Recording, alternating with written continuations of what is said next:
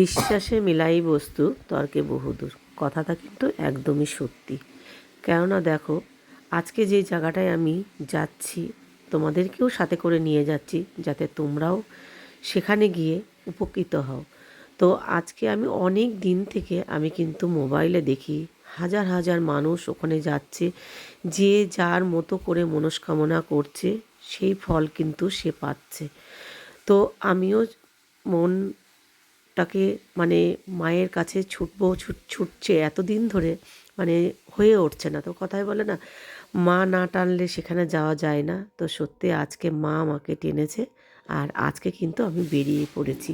তো আমরা বাড়ির থেকে বেরিয়েছিলাম সকাল 6:30টায়, আর তোমাদেরকে লাইনটা দেখালাম যে কী পরিমাণে লাইন।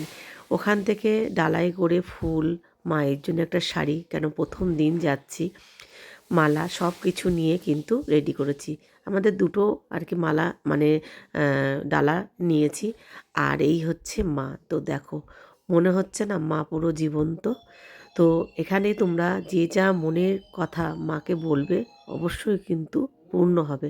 তো আজকে আমি আমার নিজের মনের কথা কিছু মাকে বললাম, বলে আমরা ফিরে আসলাম। তো অবশ্যই তোমরা যেও,